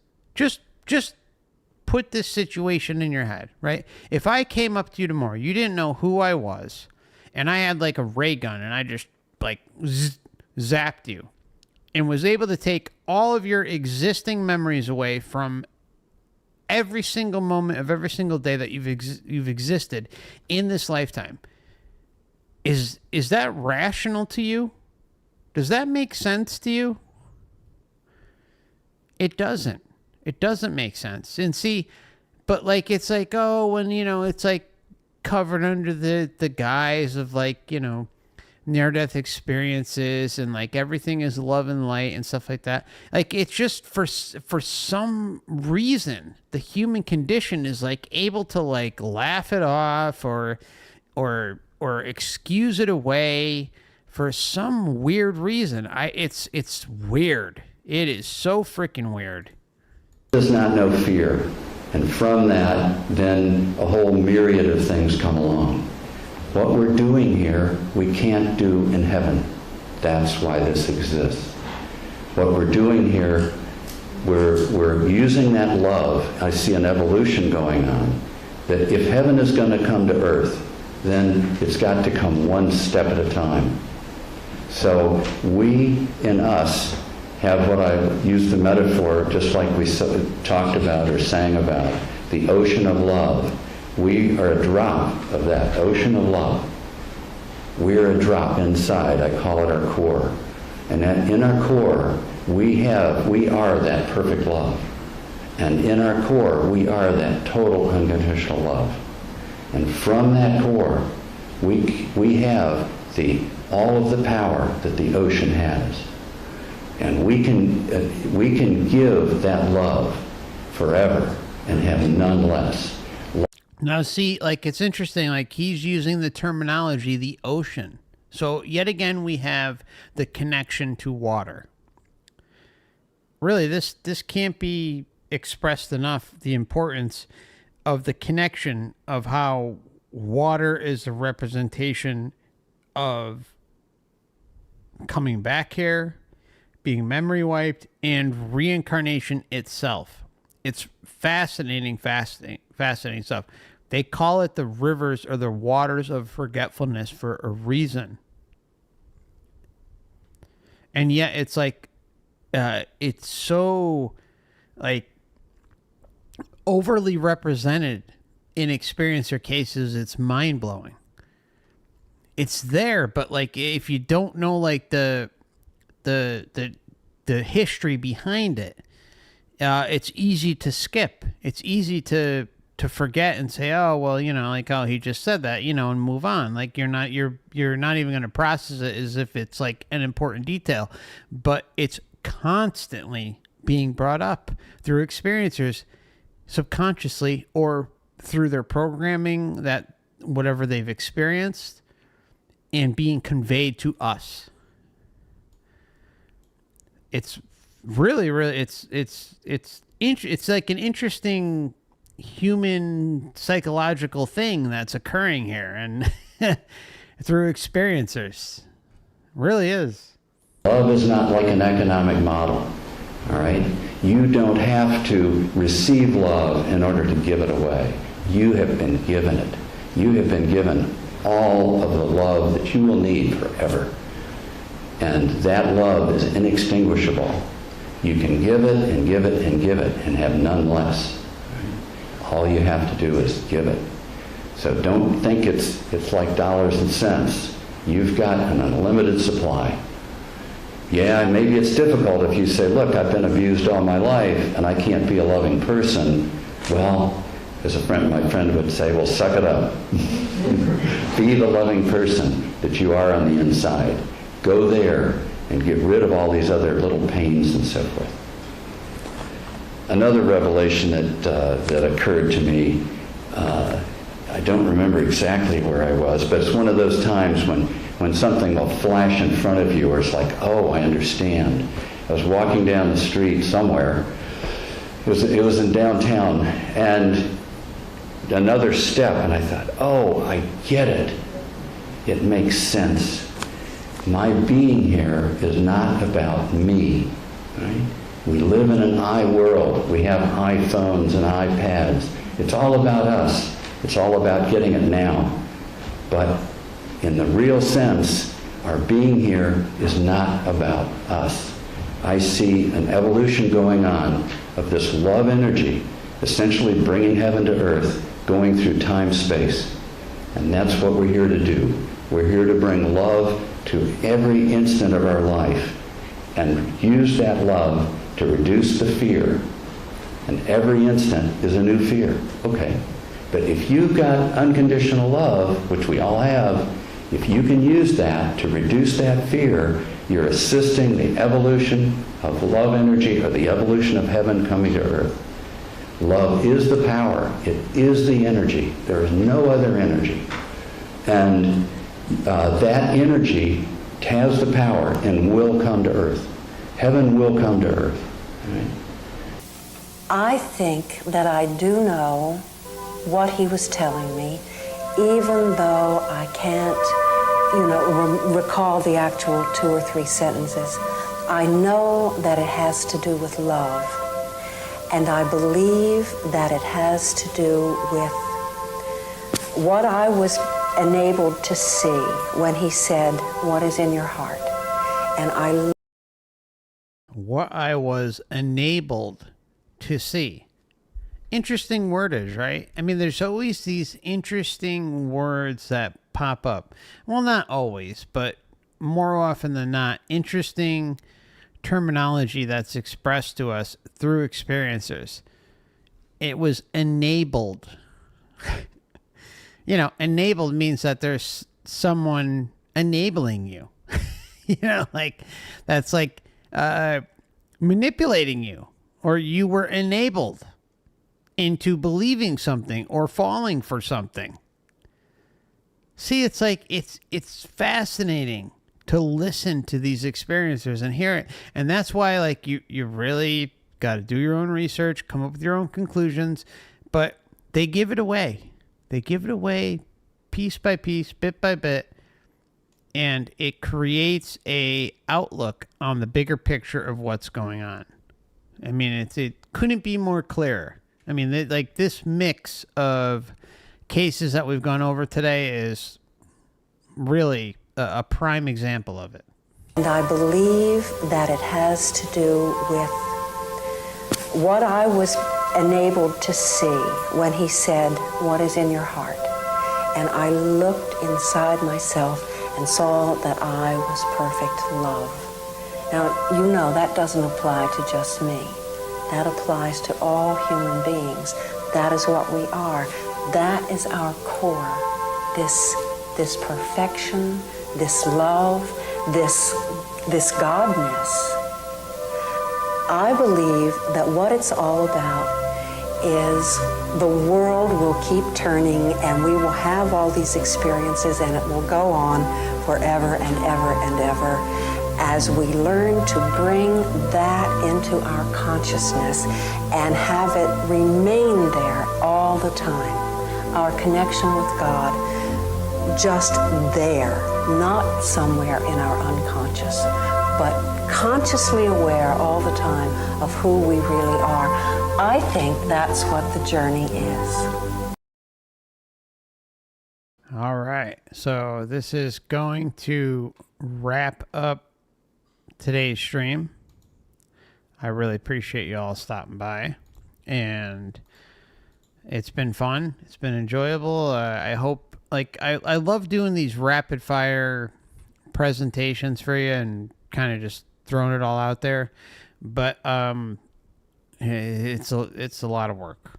So please consider hitting the like button, sharing this stream if you found some value in it, commenting afterwards as well. That helps. Anything to kind of continue the engagement cycle that these tech companies seem to thrive off of and require for your channel to be recommended. I mean, if you search Soul Trap, you're rarely gonna find my channel.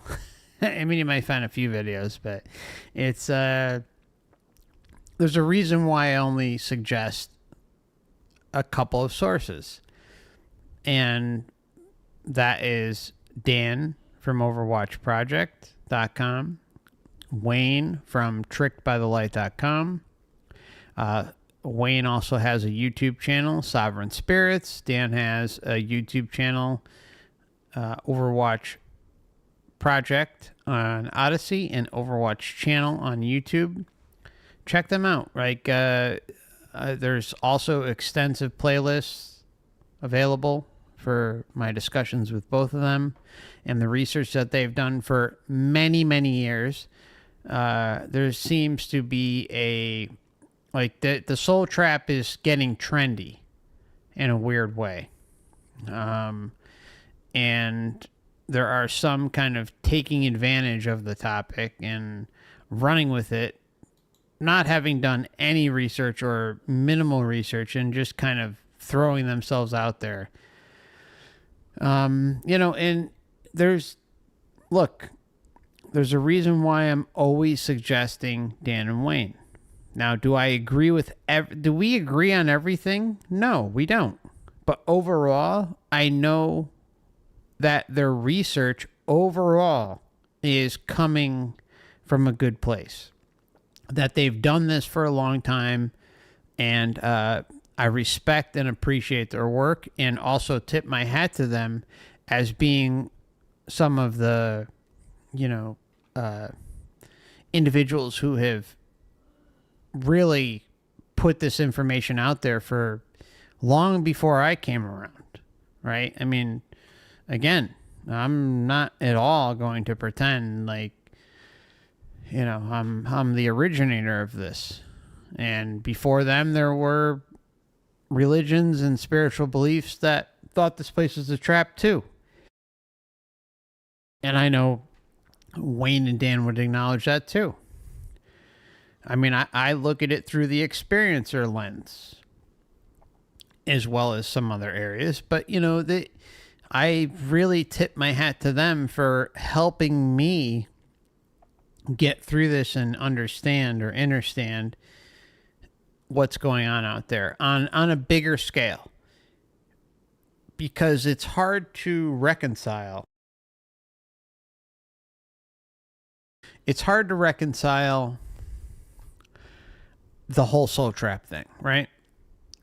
It really is. It's not something that you want to admit to yourself. Like, personally, I was aware of Dan and Wayne's work for a number of years, and I didn't want it to be true. I was trying to prove it wrong, but the more and more I listened and looked and read and cross-referenced it with a number of other things I was researching at the time, it made way too much sense. Way too much sense. If there is another channel to talk about or promote or discuss that is doing good work and not just kind of hanging on and whatever, then I'll talk about it. I really will. But for the time being, I think Wayne's website, trickedbythelight.com, is literally like the Bible of the soul trap. It really is. I mean, I love what he's done. He's just a great individual. I think I saw someone at the beginning of the chat ask how Wayne's doing. He's doing fine. I know I spoke to him in the end of December. So it's been a few weeks, but maybe a month and a half, but he's doing fine last I checked with him. And maybe in the future we'll have a live stream together, but he's living his life. He's got his mom and who's elderly and stuff like that. So he's doing his thing. And Julie, I love Julie. She's a sweetheart, and we've had a lot of great conversations together. So that's Sovereign Spirits YouTube channel. And please tell them, I sent them your way and that, you appreciate their work. And of course, Dan at OverWatchChannel and OverWatchProject.com. And we'll see each other again soon, all right? I'm going to head on over to the gaming channel. Give us about 10 minutes, or give me about 10 minutes. It's like that us thing for some reason comes out with when you do this type of thing. But anyways, appreciate you all. Thanks for stopping by. Appreciate you all. And see you over on the Truth and Gaming channel for what I believe is probably going to be some truth bombs. in a big way. But I'm not 100% sure. Like, I think anything that's kind of leaning in to ancient Ireland and the Tutankhamun is probably going to have some major truth bombs. So I'm really fascinated to see where it all goes. Maybe I'm wrong. Who knows? So feel free to swing by if you'd like, and we'll see each other again soon. And the Dr. Raymond Moody interview, and I also had an interview with NDE coma hell experiencer, and that's being edited as well. The Raymond Moody interview was recorded in December, like mid-December, I think, end of December. And so I have those two interviews that, I despise video editing. I hate it. And I'm doing it when I can to try and get it out as soon as possible to y'all. But please bear with me. Please be patient. It'll be out in the next month or so. Both of those.